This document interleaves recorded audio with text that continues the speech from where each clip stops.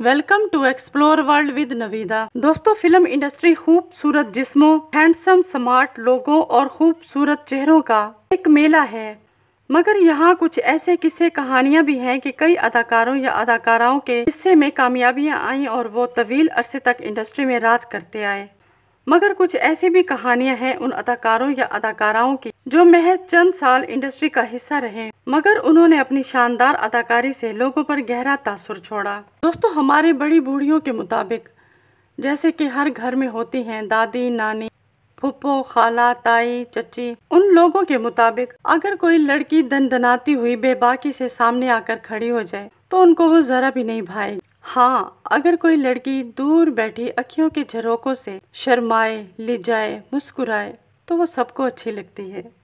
दोस्तों, आज हम एक ऐसी ही अदाकारा के बारे में आपको बताएंगे जिनका फिल्मी करियर महज 15 साल का है। भले आज वो इंडस्ट्री का हिस्सा नहीं है, मगर वो अपनी सादगी और मासूमियत और जानदार अदाकारी से लोगों को आज भी याद हैं और उन पर जो भी गाना पिक्चराइज हुआ वो सुपर हिट हो गया, चाहे वो अखियों के झरोकों से हो या फिर तू इस तरह से मेरी जिंदगी में शामिल है। जी हाँ, हम बात कर रहे हैं अदाकारा रंजीता रॉबी कौर की, जिन्होंने पढ़ाई लिखाई शिमला से मुकम्मल की और ये पैदा हुई 22 सितंबर 1956 को एक सिख खानदान में और इनकी जाए पैदाइश है पटियाला। इनके वालिद का नाम था निरंजन सिंह और वो सरकारी अफसर थे। इनकी माँ का नाम था हरबंस कौर जो घर की देखभाल किया करती थी।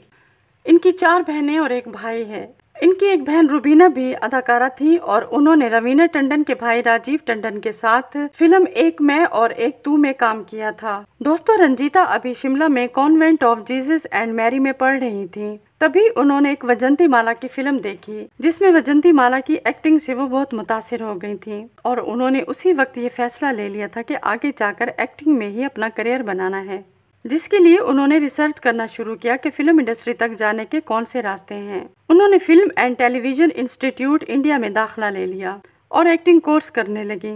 शुरुआत में रंजीता ने मॉडलिंग भी की। इनकी खुशकिस्मती तो देखिए, अभी इनका एक्टिंग कोर्स पूरा भी नहीं हुआ था कि इनको फिल्मों में काम मिल गया और इनकी पहली फिल्म थी लैला मजनू, जो साल 1976 में रिलीज हुई थी और इस फिल्म में इनके हीरो थे ऋषि कपूर। दोस्तों, बहुत कम लोगों के साथ ऐसा होता है कि उनकी फिल्म आते साथ ही सुपर हिट हो जाए और रंजीता के साथ भी यही हुआ।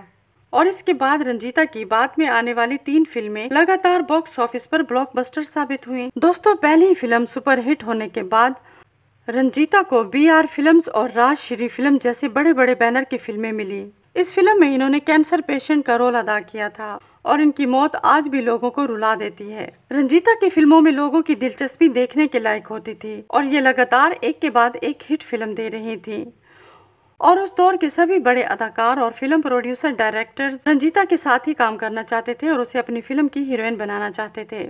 इनके साथ फिल्म इंडस्ट्री में बहुत बड़े बड़े अदाकारों ने काम किया, जैसे कि राज बब्बर, दीपक पाराशर, ऋषि कपूर, विनोद खन्ना, सचिन पिलगांवकर, विनोद मेहरा, राजेश खन्ना। हत्ता कि उस जमाने में हर हीरोइन का ख्वाब होता था कि उनको अमिताभ बच्चन के साथ काम करने का मौका मिल जाए और इनको ये मौका जल्द मिल गया फिल्म सत्ते पे सत्ता में काम करके। अगरचे इस फिल्म में इनका किरदार मुख्तसर था मगर काफी स्ट्रॉन्ग था। इन्होंने जब काम करना शुरू किया तब परवीन बाबी, जीनत अमान, हेमा मालिनी, समीता पाटिल, शबाना आजमी, नीतू सिंह, सुलक्षणा पंडित, मौसमी चटर्जी, रेखा और जया बहादुरी जैसी बड़ी बड़ी अदाकाराएं इंडस्ट्री पर छाई हुई थी। मगर रंजीता ने इन सब के दरमियान रहकर खुद को मनवाते हुए बताया कि वो भी किसी से कम नहीं। दोस्तों, रंजीता का करियर बहुत कामयाब हो रहा था और हर चीज ठीक जा रही थी, मगर इन्होंने 2 बड़ी गलतियां कर दी। दोस्तों, किसी ने क्या खूब कहा है कि सक्सेस तो मिल जाती है मगर उसको मेंटेन रखना और उसे संभालना हर एक के बस की बात नहीं होती। कुछ ऐसा ही रंजीता के साथ हुआ।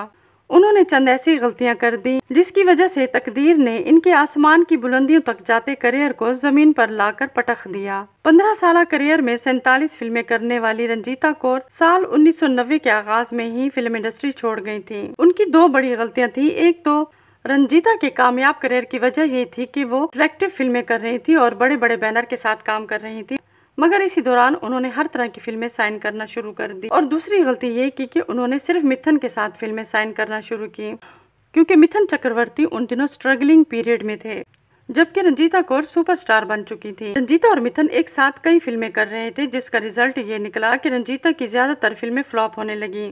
रंजीता ने अपनी ज्यादातर फिल्में जब नाकामी से दो चार होते देखी तो इनमें खुश्क मिजाजी आ गई और वो चिड़चिड़ी होती चली गई। मिथुन चक्रवर्ती के साथ भले इनकी जोड़ी को बहुत पसंद किया गया था, मगर सिर्फ एक हीरो के साथ काम करने से और हर तरह की फिल्में साइन करने से इनका करियर डूब गया था। मिथुन के साथ इनका अफेयर भी था और मीडिया रिपोर्ट के मुताबिक ये दोनों अपने क्लोज रिलेशनशिप को एंजॉय भी कर रहे थे। एक बार रंजीता ने कहा कि मिथुन के साथ उन्होंने तब काम किया जब उन्हें काम की जरूरत थी, मगर कुछ सालों बाद जब रंजीता को फिल्मों में सपोर्ट चाहिए थी तो मिथुन ने उनका साथ देने की बजाय उनका साथ छोड़ दिया था। रंजीता का ये भी कहना था कि फिर भी उन्हें मिथुन चक्रवर्ती के साथ काम करना बहुत अच्छा लगता था, क्योंकि वो सिर्फ अदाकार ही अच्छे नहीं बल्कि बहुत अच्छे इंसान भी हैं। फिल्म तेरी कसम में रंजीता ने कुमार गौरव की बहन का रोल अदा करके अपने हीरोइन के करियर को अलविदा कह दिया था।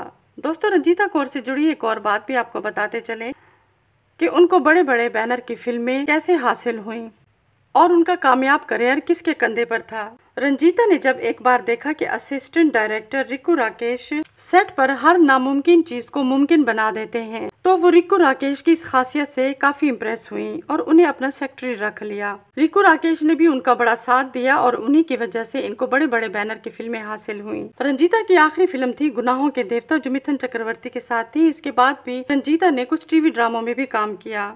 एक साथ हर तरह की फिल्में साइन करने के बाद रंजीता ने बताया था कि उनको पैसों की सख्त जरूरत थी, क्योंकि उनके वालिद रिटायर हो चुके थे। दोस्तों, जिस तरह रंजीता ने पुरानी एक्ट्रेसेस के दरमियान एंट्री दी थी किसी ताज़ा हवा के झोंके की मानिंद, इसी तरह रंजीता को भी नई अदाकारों ने टेक ओवर किया और वो आगे बढ़ गई और रंजीता पीछे रह गई।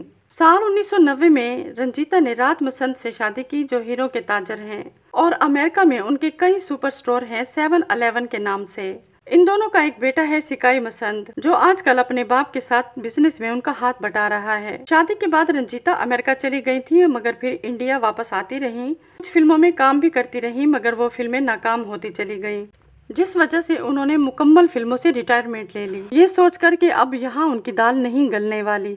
दोस्तों, कुछ अर्सा पहले ये खबर भी चली थी कि अदाकारा रंजीता कौर ने अपने शोहर को मारा पीटा है, जिस पर लोग हैरान रह गए, क्योंकि रंजीता पब्लिक पर्सनैलिटी है और लोगों के लिए ये एक शॉकिंग न्यूज थी कि फिल्मों में इतनी सीधी सादी और मासूम लगने वाली रंजीता इतनी पुरतशद्दुद क्यों हो गई हैं कि उन्होंने अपने शोहर पर हाथ ही उठा लिया। जब रंजीता से इस बारे में पूछा गया तो उन्होंने प्रेस कॉन्फ्रेंस करके बताया, हर घर में लड़ाई झगड़ा होता है। हाँ, इतना जरूर हुआ था कि हमारे घर में बिजनेस को लेकर बात इतनी बढ़ गई थी कि उनके शोहर को सीनियर सिटीजन हेल्पलाइन पर कॉल करना पड़ी। उनका मजीद ये भी कहना था कि मियाँ बीवी का रिश्ता ऐसा होता है, कभी प्यार तो कभी तकरार, मगर ये जो बीच के लोग होते हैं ये बढ़ावा देकर खामखा बात का पतंगड़ बना देते हैं। रंजीता ने बताया कि उनका मसला हल हो चुका है और वो अपने बेटे और शोहर के साथ बहुत खुश हैं। तो दोस्तों, ये थी हमारी आज की बायोग्राफी।